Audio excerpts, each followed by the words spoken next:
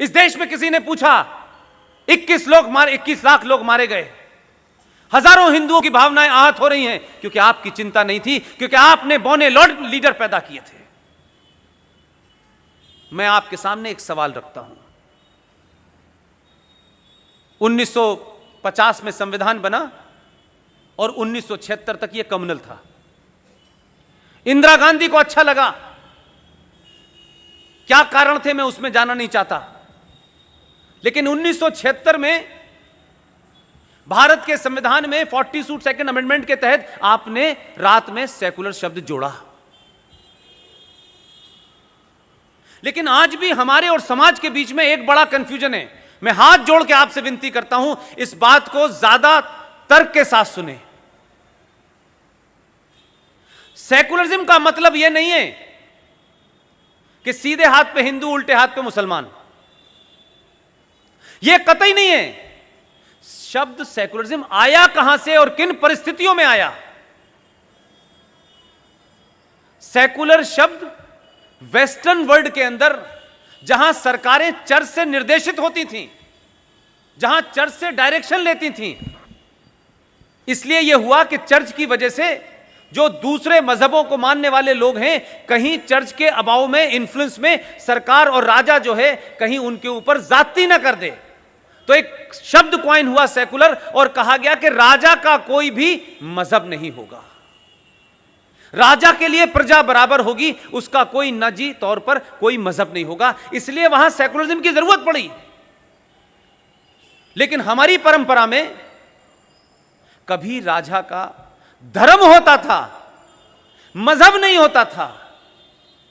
और धर्म का मतलब कोई पूजा पद्धति नहीं होती है, धर्म का मतलब होता है अपनी ड्यूटी, अपना दायित्व पूरा करना। लिहाजा हमें यह थोपा गया सोच करके, हम जानते हैं केजीबी और रशा के दबाव में ये दोनों शब्द आए, सेकुलर शब्द भी आया और फिर उसका हिंदी ट्रांसलेशन भी जानबूझ करके एलएम सिंघवी के ऊपर दबाव डाला, और उन्होंने करने से मना कर दिया। ऐसे ईमानदार लोग थे, यह बात अलग है कि उनका लड़का बड़ा बेईमान है। सेकुलरिज्म का ट्रांसलेशन एलएम सिंघवी जैसे विद्वान से कहा गया कि आप करें। उन्होंने दुनिया भर की डिक्शनरी कंसल्ट की, और वाकई वो बड़े विद्वान आदमी थे, बड़ी किताबें हैं, आप पढ़ सकते हैं उनकी किताबों को।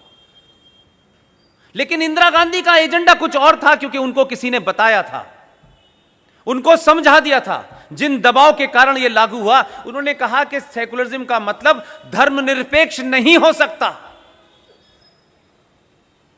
सेकुलरिज्म का मतलब पंथ निरपेक्ष होगा, धर्मनिरपेक्ष नहीं होगा।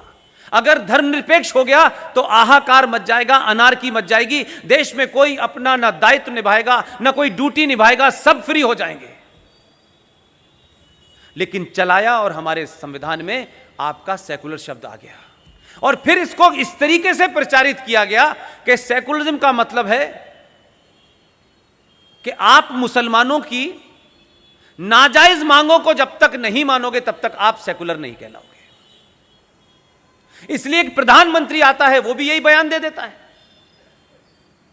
इसलिए जो प्रधानमंत्री आता है पहले वो ये पूछना शुरू करता है कि मुसलमानों को और क्या क्या दिया जाए। अगर ये देश सेकुलर है तो फिर इस देश के संविधान में वो धाराएं क्यों बनी हुई हैं जिनमें यह कहा जाता है कि मुसलमानों को, माइनॉरिटीज को अपने इंस्टीट्यूशन खोलने की आजादी है? वो अपने इंस्टीट्यूशन में कौन सी शिक्षा देना चाहते हैं? फिजिक्स, केमिस्ट्री, बायोलॉजी, हिस्ट्री, सारी शिक्षाओं के बाद वो कौन सी ऐसी शिक्षा है जो इस समाज के बहुसंख्यक समाज को नहीं पढ़नी चाहिए? सेकुलर है तो फिर ये इंस्टीट्यूशन क्यों खुले हुए हैं? और अगर सेकुलर है तो उन्हीं मुस्लिम इंस्टीट्यूशंस के अंदर इस्लामिक स्टडीज के डिपार्टमेंट क्यों हैं? वैदिक के क्यों नहीं हैं? सनातन के क्यों नहीं हैं? यह कम्युनल बात है क्या? इससे ज्यादा सेकुलर बात कोई हो सकती है? अगर इस देश के मुसलमानों को इस बात का अधिकार है कि वो अलीगढ़ मुस्लिम विश्वविद्यालय में इस्लामिक स्टडीज की स्टडी कर सकते हैं, तो मेरी गिनती वहां एक थी, इसलिए मुझे यह अधिकार नहीं है कि मैं अपनी मर्जी से अलीगढ़ मुस्लिम विश्वविद्यालय के अंदर वैदिक की स्टडी कर सकूं। उसके लिए कोर्स क्यों नहीं है? तो आपने तो संविधान को ही इस बुनियाद पर बना दिया है। यह माइनॉरिटी कमीशन क्यों है, यह माइनॉरिटी मिनिस्ट्री क्यों है अगर देश सेकुलर है तो? जब आप बराबरी की बात करते हैं तो यह कैसे हो सकता है कि आप 50,000 पारसी जिनकी गिनती ना के बराबर रह गई है उनकी तो चर्चा नहीं होती? माइनॉरिटीज का मतलब यह नैरेटिव क्रिएट किया गया सिर्फ मुसलमान, और यही सक्सेसिव सरकारों से कहा गया कि आप जब भी कहलाएंगे सेकुलर जब तक आप मुसलमानों को साथ नहीं रखेंगे, और उनको लगा कि इनसे ज्यादा मूर्ख कौन लोग हो सकते हैं। लिहाजा 70 सालों में आपने भारत की धरती पे पाकिस्तान बनने के बावजूद भी भारत की धरती के ऊपर एक 2 नेशन थ्योरी के तहत जम्मू कश्मीर को बसा दिया। उनकी अलग मांग ली आपने कि आपका संविधान भी अलग होगा, आपका प्रधानमंत्री होगा, आपका सदर रियासत होगा, आपकी विधानसभा का टर्म 6 साल का होगा, आपके यहां आईपीसी लागू नहीं होगी, आपके यहां सुप्रीम कोर्ट लागू नहीं होगा, आपके यहां भारत की संसद लागू नहीं होगी। जब आप ये मानेंगे तो आपको कोई महान आदमी समझेगा? उन बोनों ने समझा इतने मूर्ख लोग हैं, उन्होंने 1947 से आपको डराना शुरू किया, वो डराते डराते आज 2020 हो गई। एक पैरेलल सत्ता इस देश में बनी हुई है, वो 370 भी थी, वो 35 भी थी, वो मुस्लिम पर्सनल लॉ के नाम से भी थी। और जब भी सरकारें ईमानदारी से इस देश के संविधान को लागू करें तो भी यह सवाल होता है कि उसमें वो लागू करें जिसमें हम शामिल न हो। हमारी मांग है कि भाई यूनिफॉर्म सिविल कोड नहीं लागू करें, क्योंकि उसके लागू करने से मुसलमान नाराज हो जाएंगे। तो फिर संविधान में लिखा क्यों है आपने? आप 1976 में 42nd कॉन्स्टिट्यूशनल अमेंडमेंट की 7वीं सूची में पूरी डिबेट के बाद यह कहते हैं कि भारत में पॉपुलेशन कंट्रोल एक बड़ी समस्या है, फैमिली प्लानिंग एक बड़ी समस्या है। केंद्र सरकार और राज्य सरकारें तत्काल प्रभाव से इसके ऊपर कानून बनाएं।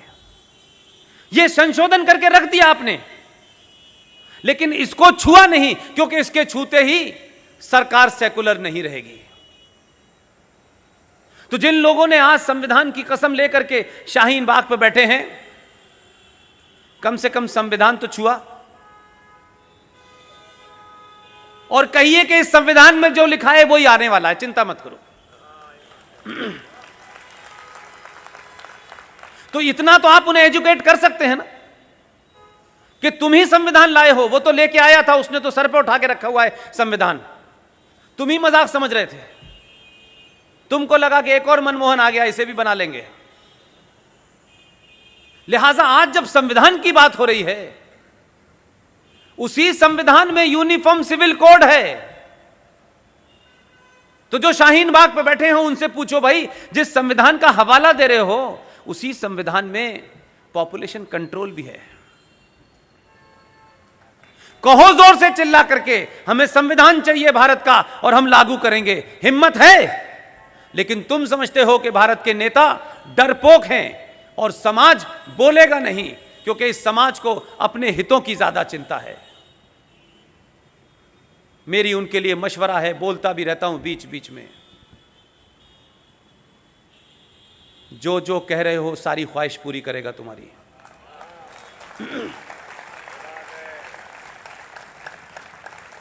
इसलिए हमारे यहां बहुत एक फैशन हो गया है। मेरी आप सबसे विनती है, बार बार मैं कहता हूं, हर सभा में कहता हूं, मैं हर आदमी को CAA के ऊपर सेमिनार करना है।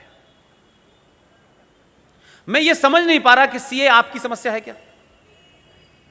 देश की सर्वोच्च अदालत और देश की सर्वोच्च पंचायत ने विधि विधान के साथ उसे कानून बना दिया है, और आप लोगों को खुशी होगी कि उस कानून के तहत कुछ लोग तो शाहीन बाग पे बैठे हैं, लेकिन 900 लोगों को अब तक नागरिकता दी जा चुकी है। इसलिए मैंने कहा, अगर आप सनातनी हैं, आइडिया ऑफ भारत में आपका यकीन है और आप ये मानते हैं कि हम छोड़ के इस मुल्क को जाने वाले नहीं हैं, जिनको जाना है वो एक बार फिर चले जाएं, लेकिन इस देश की 1 इंच जमीन नहीं कहीं जाने वाली है। अगर आपको यहीं रहना है और इसी जमीन पे आपको दफन होना है, तो आप बिना देरी किए हुए